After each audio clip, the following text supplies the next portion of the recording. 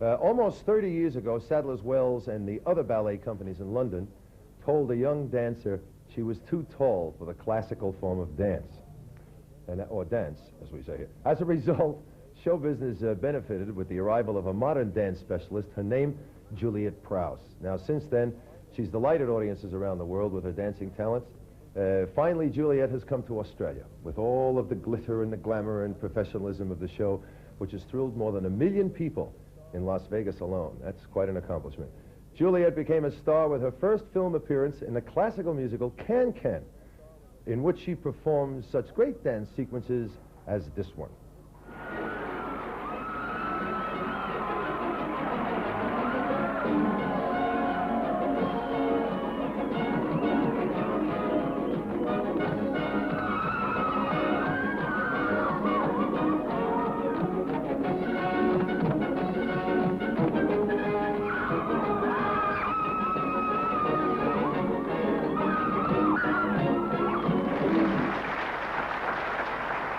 Well, a few years have passed since that film was released, but Juliet is just as stunning and as popular as ever. Ladies and gentlemen, would you please welcome Juliet Prowse here.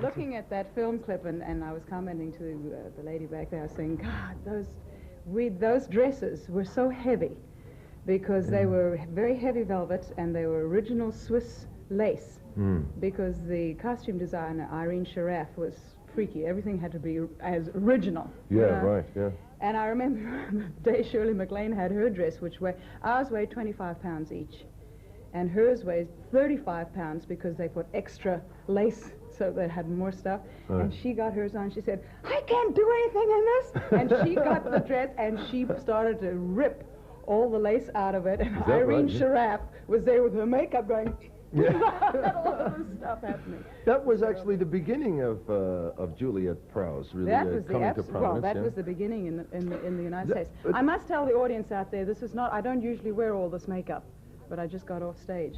That's right, you did. And they said to me this afternoon, they said, she's going to come off and she'll be soaking wet when she comes off, and she has to go and change, and we don't know if she can make it on time. And no, all that. We were fine. They did a lot of rushing around there. Yeah? Yeah.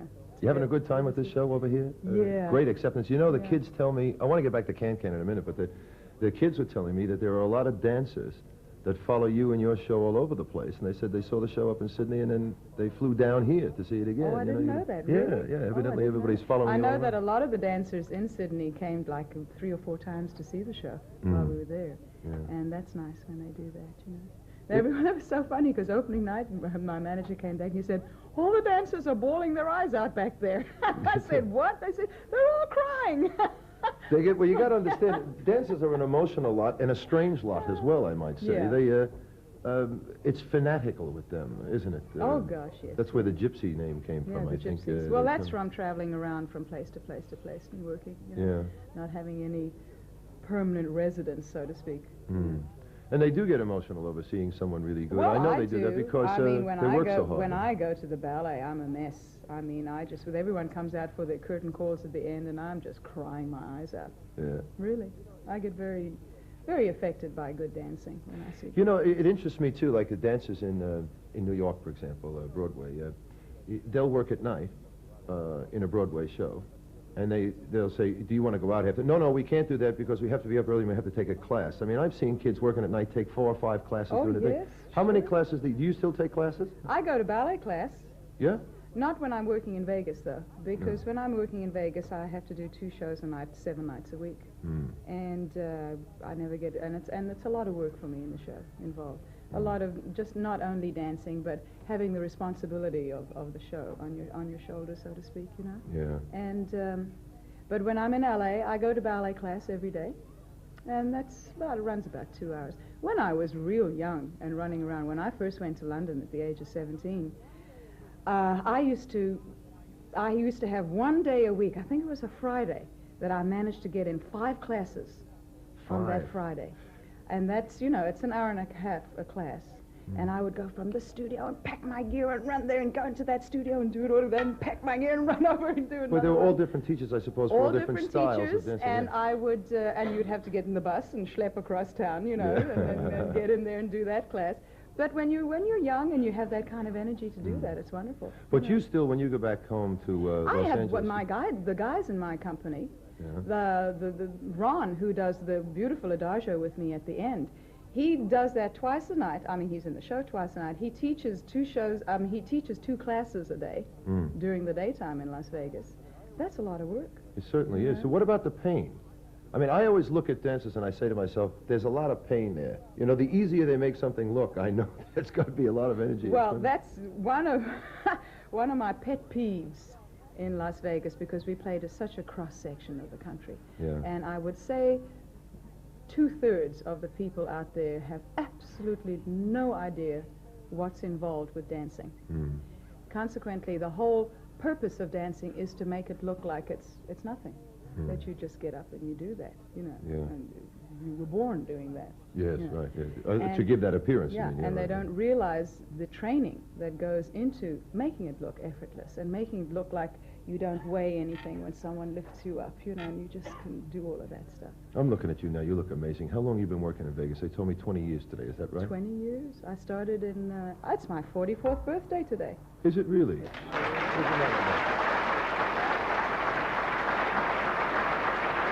Fantastic. The 44th birthday. Yeah. Oh, yes. I just had my 41st about, I put it in the refrigerator every night. What you had the... I wrap it in lettuce leaves and put it in the fridge. That's like the guy sleeping with his head in the refrigerator and his feet in the oven. They said, how do you feel? He said, on the average, fine. What about, let me go to the can-can thing for just a minute. And it just came to me as I was looking at that then.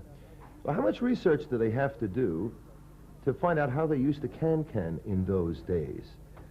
Well, in those days, the reason for the can-can, of course, which you couldn't do in the movie, the reason for the can-can being so scandalous was the fact that the ladies danced with no panties on. And not in that film, you didn't. Not in that film, we didn't. No. No, but I mean, that was the reason for the scandal.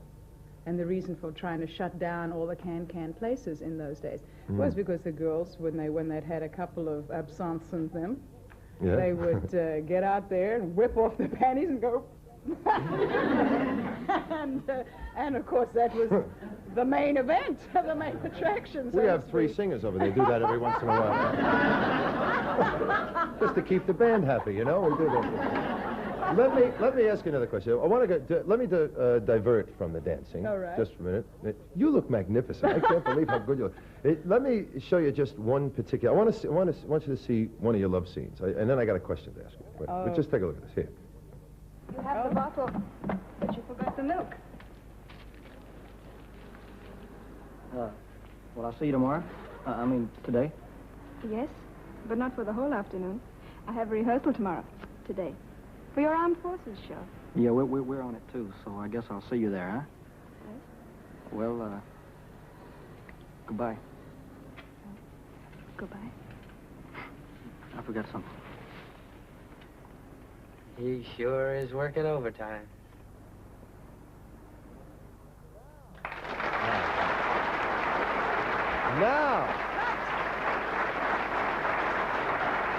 Now let me ask you this question. Okay? I never met him. You did? We talked with Red and Sonny West, who were his friends and bodyguards, and he said that Elvis got romantically inclined with every leading lady that he ever played with. Sure. Did you, were you in, I mean, Elvis? Was I there? Yeah. Yeah. Yeah? Yes, we had a romance going. Yeah? And I mean, we were 2 young kids. We both had the hots for each other. Hey, it was... Stop beating around the bush. Come to the point. It was neat. He'd just come back from the armed services. It was good for him. I love it. Isn't that terrific? Listen, we're going to take a break. When we come back, we're going to look at a little piece of film from your show and talk about that scanty costume. Which isn't too bad, but it's there. Yes. And a couple of other things. We'll be back with Juliet Prowse in just a moment. Hang on. We were talking before about the can-can girls in scanty costumes, but I understand inadvertently there's been a few times when you've had I've had a couple accidents. of accidents. Yeah. Once, I forgot I had an opening number that I did in the last act, and I had to what we call underdress. I had to put this little beaded G-string on first, and then I put the rest of the costume on, and then that costume came off, and I just put a little top on because it's a very fast change, and I had the G-string on already. And my dresser came into my dressing room, and we were going yakka-takka, and I forgot all about the G-string. And I took everything off, and I went, oh, my God! And there was no time to get it, because it was a very quick change. So I put on the beaded top, and I just went out, and I had on a little flesh G-string with my black tights with two huge safety pins into the G-string, and I did the whole number like that, and the people up front were going, they didn't know what was going on. We just finished dinner. And of course I explained to them.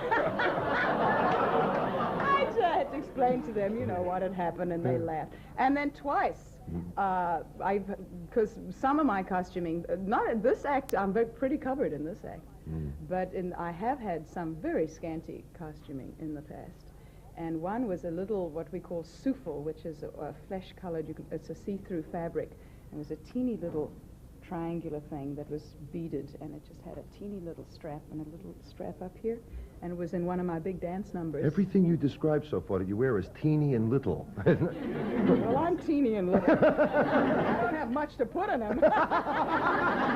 Neither do I. Well, anyway. But I had twice on this particular costume the strap break, and there was lots of lifts and things, and I was thrown around and all that, and I would run around trying to do the lifts with one hand, and eventually I just said, oh, the heck with it, and I let it go. And everyone applauded in the audience because they were watching, waiting to see when I was going to have to let it go. Eventually I was going to have to let it go sometime. Listen, this show that you brought here is very much like the Las Vegas show, as close as you can get, I suppose. It's exactly what I do. Exactly. Yeah, it's exactly. In fact, we've put a couple of things extra in because they wanted extended time. Right. Because in Vegas, you know, they say an hour, we want an hour, and that's it. I want you to see how exciting it is. Just take a look at this. Is a small scene. I don't want to show you the whole thing because we don't want to ruin it for other people that are going to go see it. But just take a look at this. You'll see something here.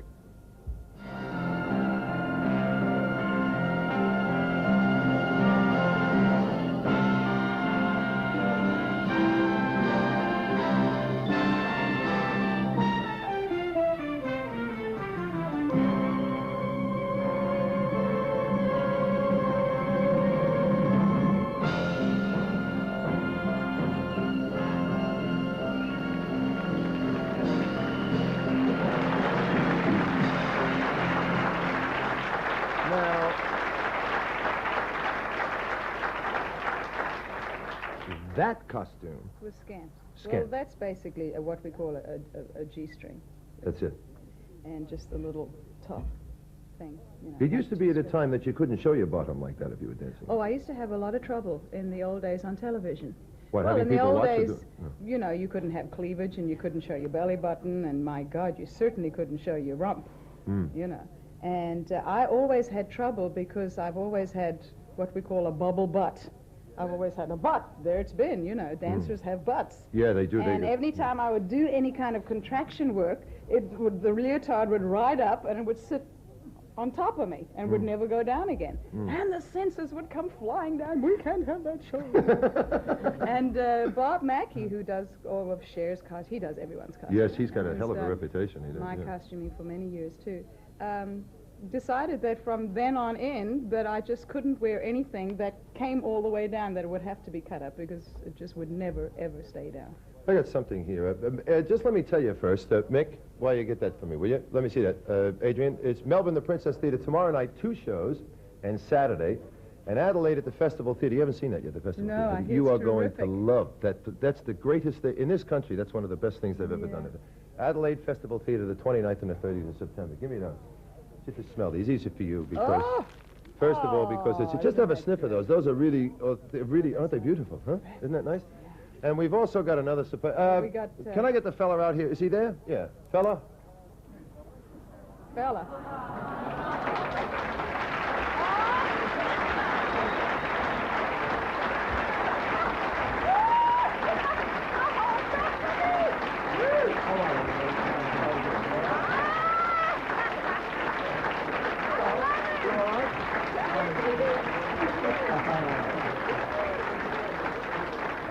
Want you to have a look. First of all, these are all the people that work with Juliet on the show. She didn't even know that they were going to do this and come here. And the cake here has a little pair of ballet shoes on the top. You can see it there. Happy birthday, Juliet.